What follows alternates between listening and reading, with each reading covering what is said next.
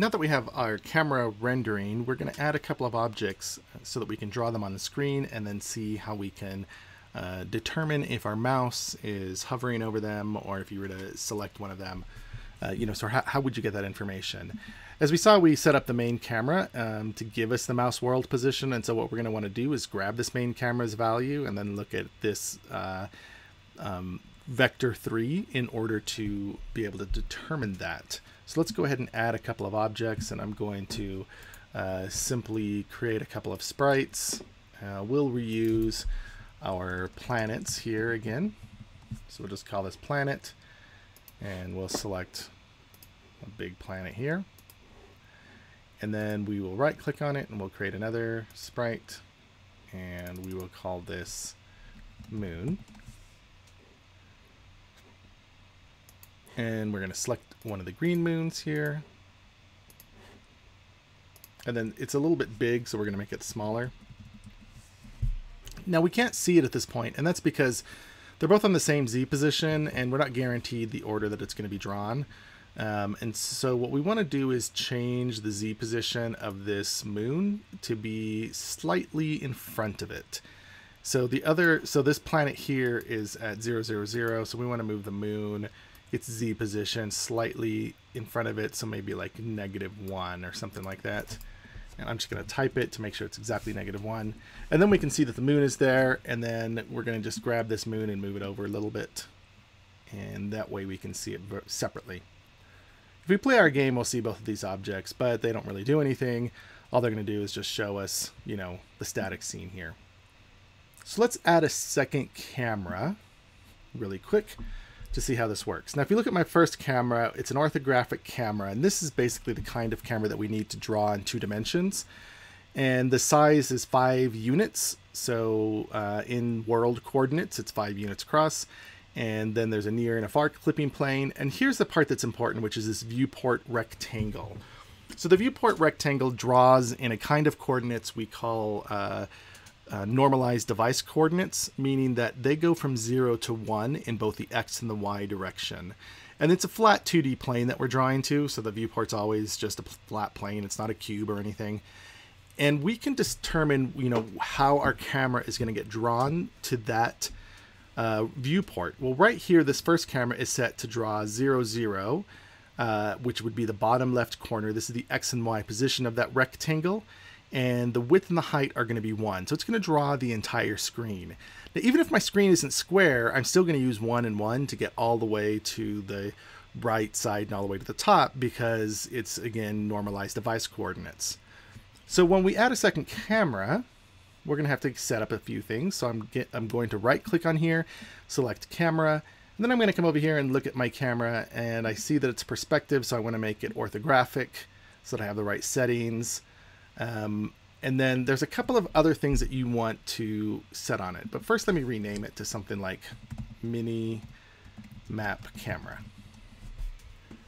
Where I would like this to draw would be to draw on into the top right corner. So that's where I'm going to put my mini map.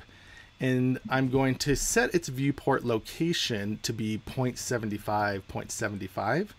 This will sort of give it in the top, make it draw in the top right corner.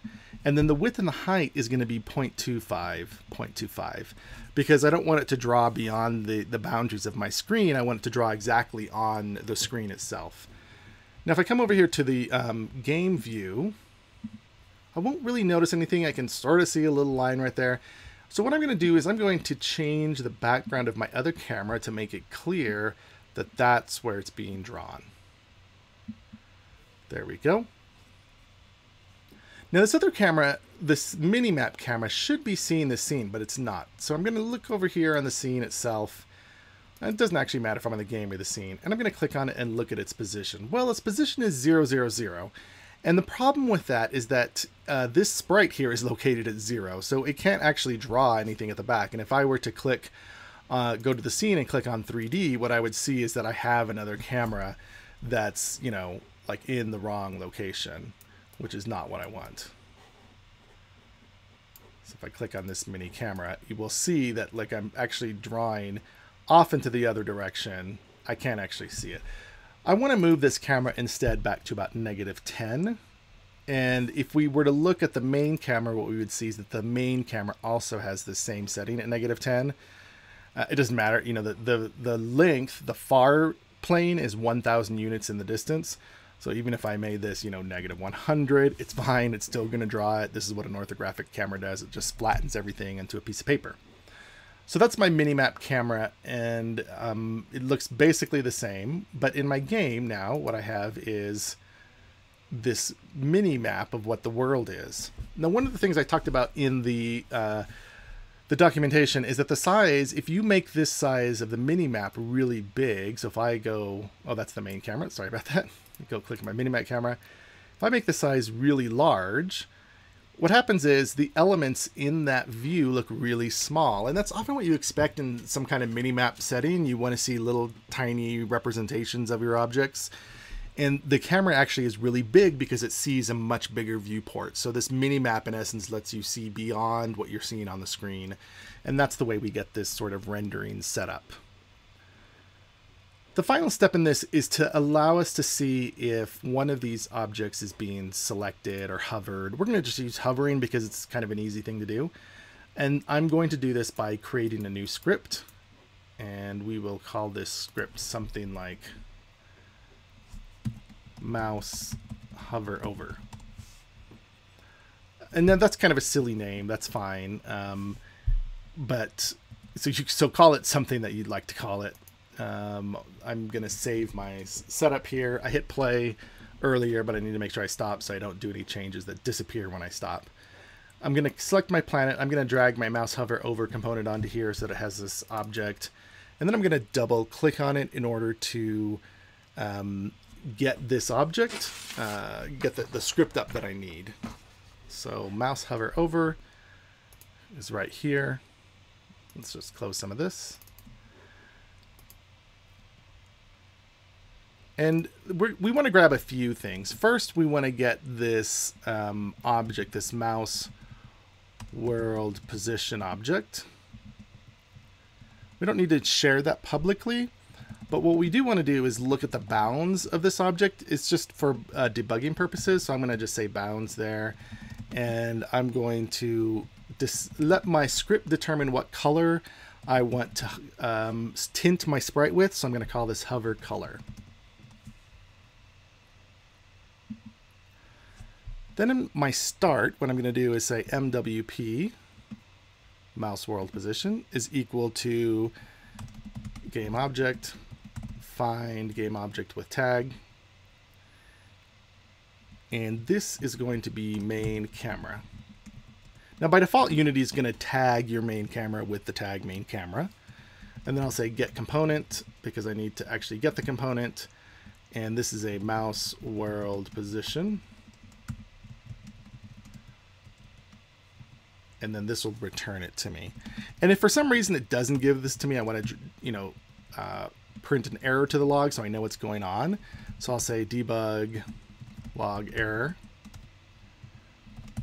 unable to find mouse world position component. And then this will let me know that there was a problem at least. And because I'm doing a log error here, it's going to, do one of those red error messages that would then cause my game to halt if I've selected it to halt on errors. In my update, then, what I need to do is grab the sprite renderer. So sprite renderer, this is going to be my sprite renderer, and I'll just call it sprite equals get component sprite renderer. And I'm going to set my bounds, this variable I set up here, to be equal to sprite bounds. So every update, I'm going to grab the bounds of my sprite. I mean, in theory, that could change. So I want to grab it and make sure I have the most recent version. And then I'm going to figure out where this world point is. So I'm going to say vector3 world point equals new vector3 and MWP mouse world position.x, MWP mouse world position.y. And then instead of using the Z position of the mouse world position, I'm going to use my own object transforms position. So I'm going to say transform position.z. The reason I'm doing this is because, as you've seen, when we put objects in Unity, we move them around, right? Like we can change their Z position, and we don't know exactly where that Z position is going to be transformed to once it uses the camera's transform. But what we do know is that when we're clicking with a mouse or when we're hovering with a mouse, we can imagine a ray firing from the mouse, the tip of the mouse, directly into the screen and intersecting with any object that's below it. So this point, when it gets checked in the bounds object, which I should say is a three-dimensional object, and so we need to make sure that the Z position is somewhere within the correct bounds of the Z dimension.